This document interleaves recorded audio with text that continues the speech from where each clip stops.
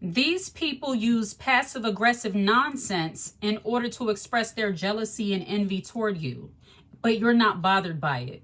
You see, when people get so jealous and envious, they have some kind of dislike towards you, they will not hesitate to be passive aggressive.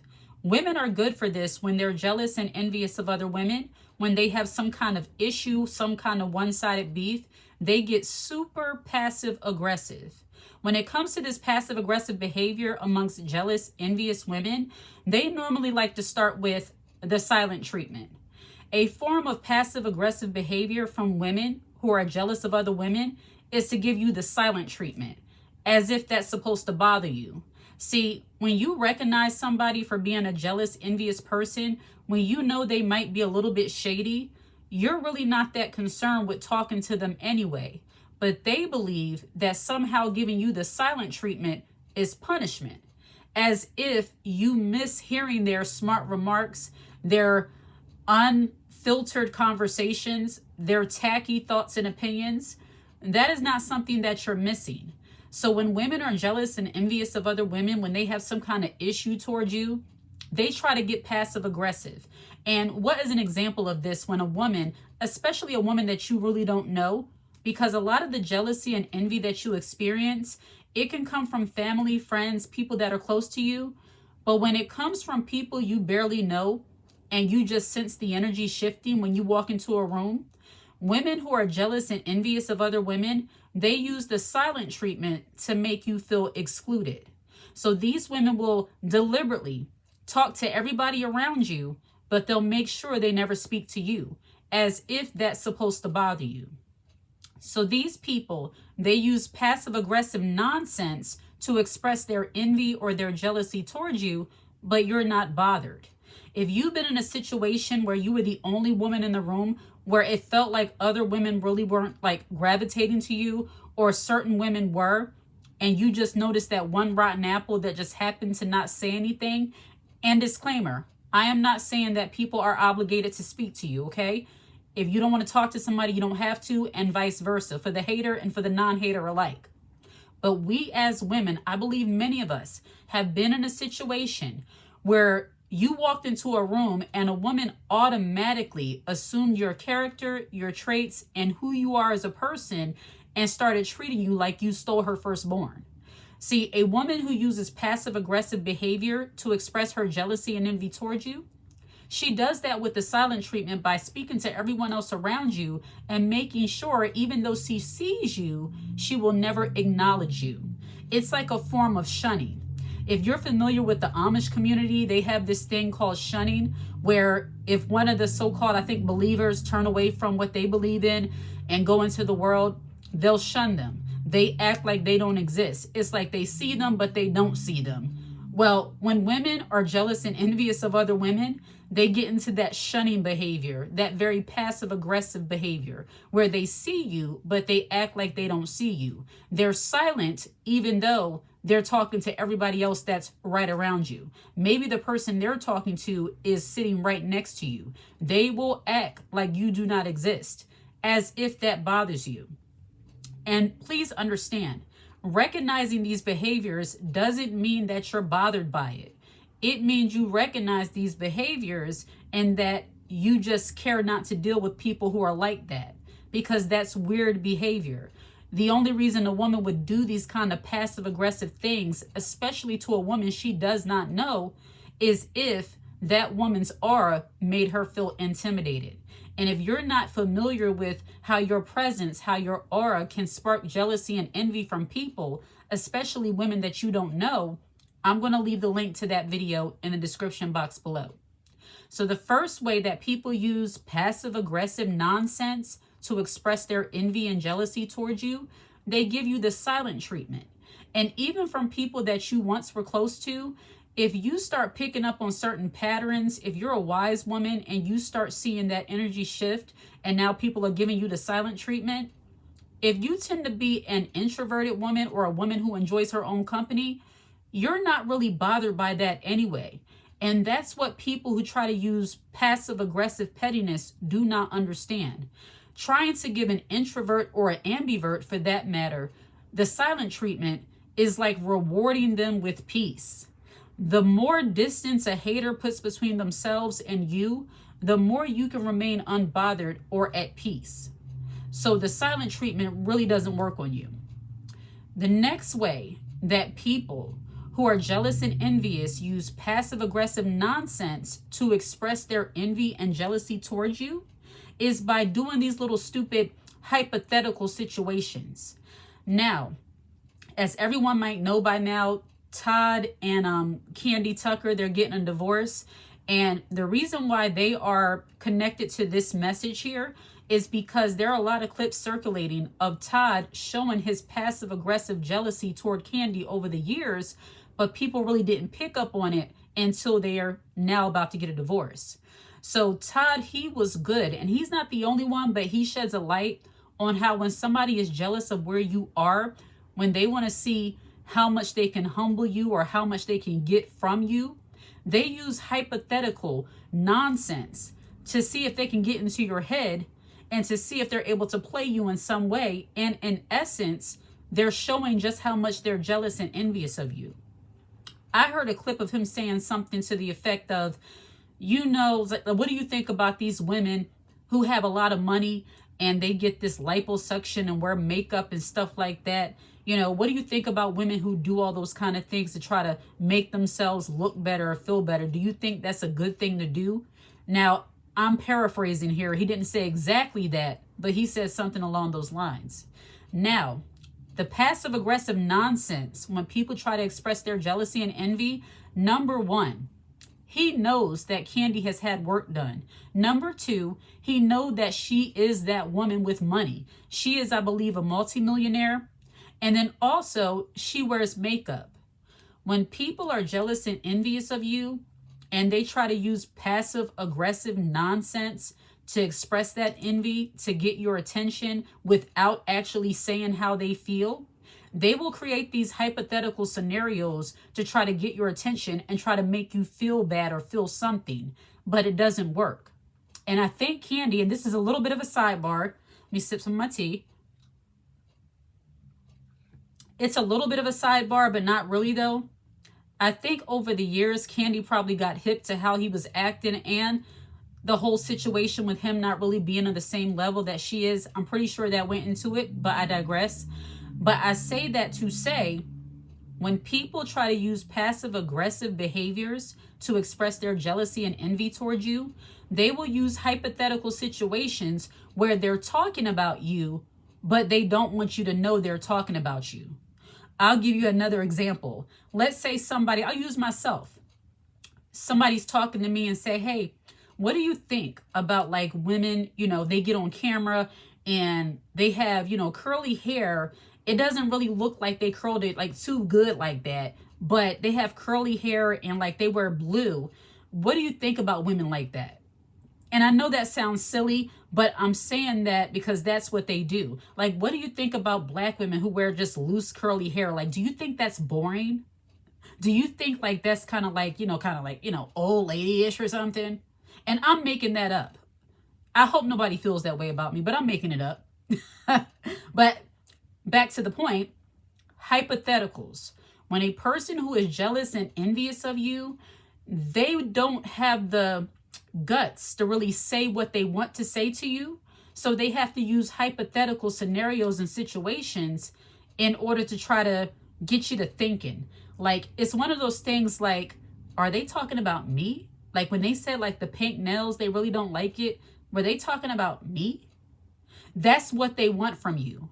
But see, a woman who is unbothered and can catch the shade, you're not bothered by that.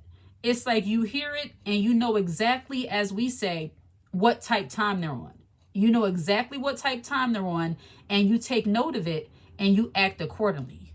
So when people use passive aggressive or they attempt to use passive aggressive nonsense to display their jealousy and envy towards you, it's normally coming in the form of hypothetical situations. Let's say you're a homebody. You don't really go out much. You're a homebody. You go to work, you go shopping, you do things you want to do, but you don't, quote, hang out.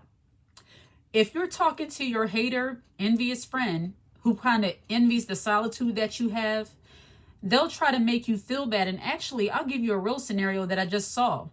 A woman, her and her sister, because you know sometimes your family can be your biggest ops, unfortunately. Her and her sister, they were getting ready for something both in the mirror.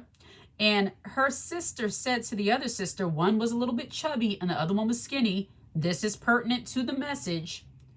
She said to her, if I was you, like, I wouldn't do that. Like you, she said, I'm more adventurous than you. You like to just take Ubers and stuff. It's like, pretty much she was trying to make her out to be boring, you know, comparing herself to her, saying that she's boring compared to her. And she was saying a whole bunch of other stuff that I didn't catch, because once I see that level of petty, especially towards like your own family, I just disregard it. But I give you that to say that it's all passive aggressive nonsense. Now back to the hypotheticals. Let's say you're a homebody and the person you're talking to, one of your so-called friends, they like to go out every night. They're always painting the town red. Even when they have to get up and work, they don't care about going to work hungover, but you don't operate that way. A person who tries to use hypothetical nonsense towards you to express their jealousy, envy, or just try to be nasty, nice, nasty towards you, they'll say something to the effect of, oh, I wish I could be like you. You know, you don't do nothing, you don't go nowhere, and yet you're still happy. If that wasn't a backhanded compliment thrown in with a sprinkle of shade, I don't know what was. And again, it's not that these things impact your life where you just feel horrible and feel bad about yourself. You just notice that you're around shady people and you begin to remove those people. You begin to stop dealing with those people who try to put you down for being normal. But when they use hypothetical nonsense, or pretty much that was a backhanded compliment, which is to my next point.